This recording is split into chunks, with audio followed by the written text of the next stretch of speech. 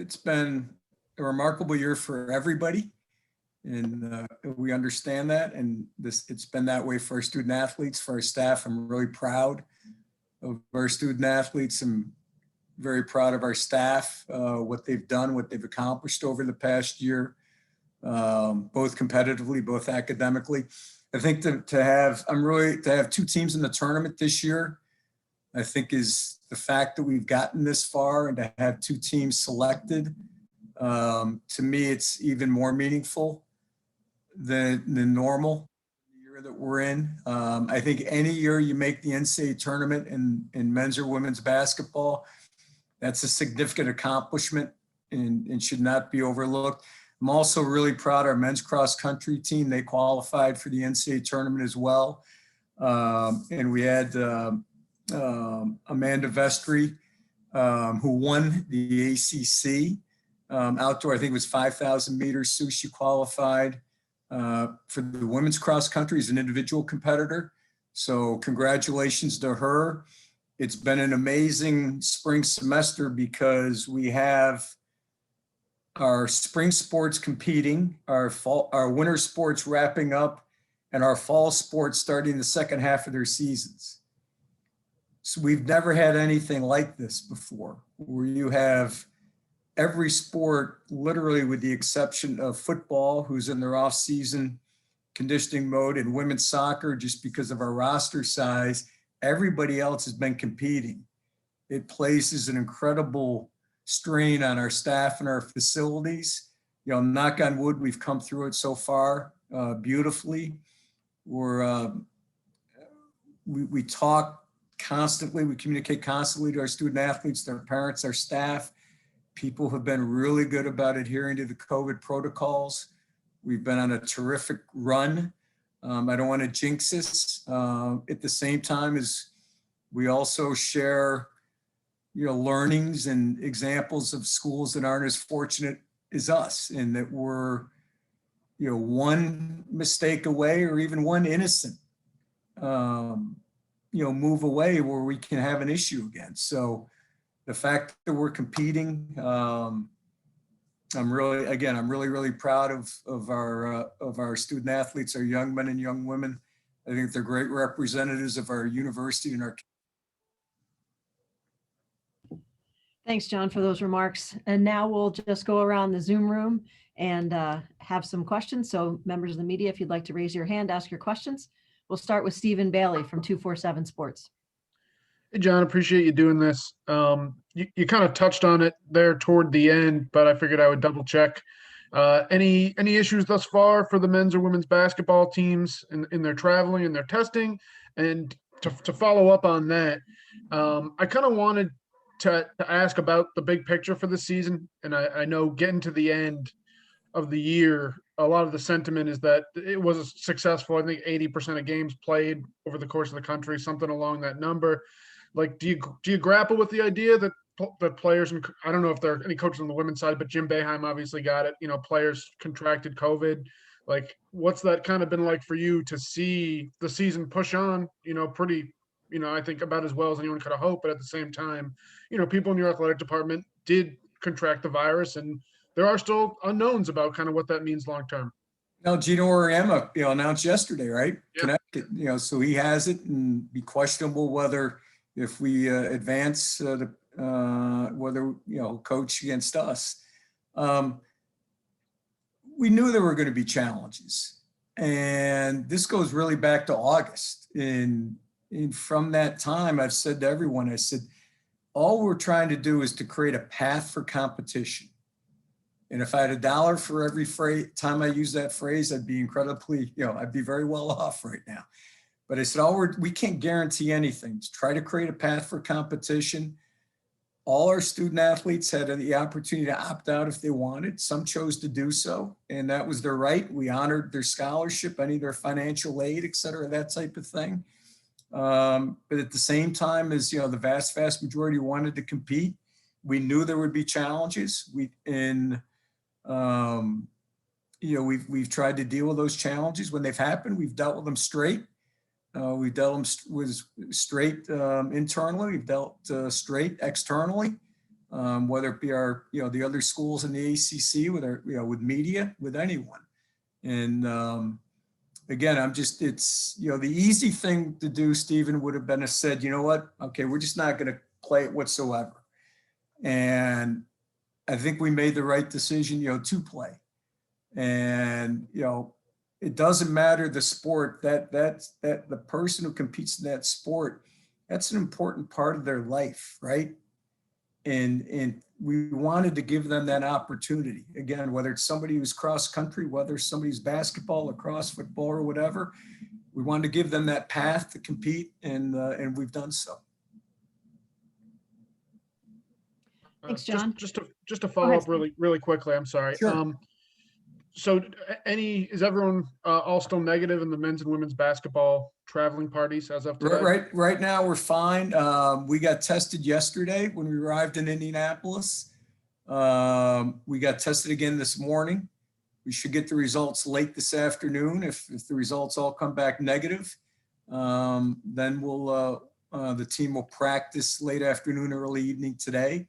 Right now, everybody's in quarantine, so nobody leaves their room except to go get tested this morning. So it's a very strict protocol in quarantine. We're handling that really well. We're taking that seriously for obvious reasons. And the women's team will do the same. And I believe, Sue, they're leaving tomorrow. Tomorrow morning, yes. So they're still here, but we've been testing every day, going back to before the ACC tournaments, respectively, because we know that's part of the NCAA protocol. So, we've already kind of been, we've been working along the NCAA guidelines for a couple of weeks now. Yeah, appreciate that. Thank you. Thanks, John. Nico Tamurian is next from CMY Central. Hey, John, great to see you. Thanks, Nico. You too. Absolutely. A similar question, I suppose, but I want to hit on the emotional part of this, that, as a society, we're starting to see that light at the end of the tunnel with vaccine eligibility being expanded. And, soon that could include all the student athletes as well. I'm not going to be a scientist there, but, we're at that point in this process against the virus. We're at a point where we've reached March Madness, as, Stephen and you pointed out. What's this like emotionally to know that, probably the toughest year, maybe for you and a lot of others professionally, especially in athletics, we're getting to the end here and ready to maybe have some semblance of normal again? Well, I think, Nico, there's a few things personally for me is one, you've always have to look at this in perspective, right? And it's one thing that I've always preached to my kids, to my three sons, is start from the biggest perspective. We've lost over 500,000 people in this country. And their families, a loss which is incredibly difficult if they can ever recover from, for their families. So you really feel for those who've been impacted first. And we've had people impacted, staff and student athletes. So I have tremendous empathy for those who've been directly impacted by this virus. At the same time is to be able to have students on our campus, just not student athletes, but to have our student body on campus, for them to attend classes in person, for our student athletes to have the chance to compete and, to compete in the postseason. I think I'm thankful. I'm incredibly thankful and grateful. I'm proud of so many people. I'm thankful for the support of our chancellor. Chancellor Severard's been amazing. So much support across campus, so many different people. Our board. So there's a great deal of gratitude that I have to so many. And again, as I said at the beginning, to qualify for NCAA championships in anything this year, I think is a tremendous accomplishment. Hopefully for our spring sports, who had their seasons cut short dramatically last year, or in some cases, like when the rowing programs never started, hopefully we can see a full season of spring competition, get them to the championship level as well. And again, I think there is light at the end of the tunnel, but you'd have to temper that optimism with the fact that we're not out of the throes of this pandemic. So there's still a lot that needs to happen and needs to be done. And we need to stay as committed to keeping everyone healthy and safe going forward as we have over the past 12 months. Thanks, John. Thanks, John. Anybody else, please raise your hand in the Zoom function, or if that's not working for you, just put your hand up. We'll go back to Stephen Bailey, who has his hand up. Hey, John, I wanted to ask you a football question. I know that's probably Sure. not what most people are paying attention to, so that's what you get for not raising your hand. Can you kind of walk us through how frequently they've been tested since they came back? Any positive tests, and then looking forward, is there a time frame for spring practice? Stephen, we continue to test 3 times a week as we did during the season. And Coach Babers and I, we discussed that. And because not every school is doing that, some schools, since you're not in competition by the medical advisory guidelines, you can go back. I don't know if it's twice a week or once a week, but we both agreed, and it was a really, we both agreed quickly, is what we did in the fall worked really, really well. Why change it? So let's continue to test 3 times a week, and we're doing so. We've had no positives. So again, I give a tremendous amount of credit to our team, to our student athletes. In terms of spring practice, we are going to start our first spring practice will be March 30th. I confirmed that this morning with Coach Babers. So Stephen, there's a little breaking news for you on the football front. March 30 we'll start spring practice, and we've had a really good all-season strength and conditioning programs. I was talking to one of the leaders on our team in my office last week, and I asked him, and I was pleased because he said that the intensity this year in the off-season program has dramatically versus previous years in just the competition. And I think that's really, really important. And I told him, I said the best programs, the best teams, it doesn't matter whether you're in collegiate sports or professional sports, your practices are so intense that the game's actually the reward because of the intensity and the competition you have in practice. And if you want to be good, you need to have great intensity and great competition within your own program, regardless of the sport, and when you're out there practicing. Thanks, John. Right now we have Skylar and Alex with questions. And as I said earlier, we do have to stop at 12:55. So just a reminder to everybody. Skylar, we'll take your question next, please. You go to 12:57 if we're. Oh, okay. Hi, John. Quick question here. You had fans at the Dome for the first time in a while with the 2 lacrosse games this weekend. How did that go? And is there plans for more fans in the Dome in the future? Skylar, great question. It went great. It was really smooth. The students, they loved it. The reaction was terrific. It was great to see some energy in the building. I think our students, they were happy to be able to kind of see the Dome, right, for the first time since we've done the renovations. I think it was the impact on both teams. I know how much both lacrosse programs enjoyed seeing support from their fellow students. So we want to continue with that. We do have a goal to open up to the general public at some point as well in this lacrosse season. We've got to work internally. We're going to have to work with the county and the state, obviously, to pull that off and take guidance from the county and the state, as we've done since the onset of the pandemic. But we'd like to do that because I think there's keen interest from our fan base in both programs, given their rankings and given the quality of the home schedules. Thanks, John. Next, we'll go to Alex Sims from WSYR TV. John, hi. So nice to meet you. Nice Nice to meet you too, Alex. Going off of that, I guess, do you envision a normal dome come fall with, not limiting a capacity of that sort?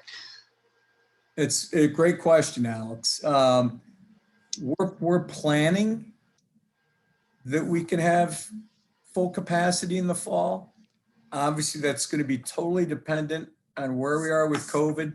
It's going to be totally dependent on influence and advice that we get from the state, from the county. But it's easier to have to scale down than to scale up at the last minute. So we're planning as though for full capacity, but obviously that'll all be dependent on the situation in our community. And our community is doing fantastic when you see the positivity rate, less than 1% on a consistent basis. So if we can, as Nico said earlier, there's light at the end of the tunnel.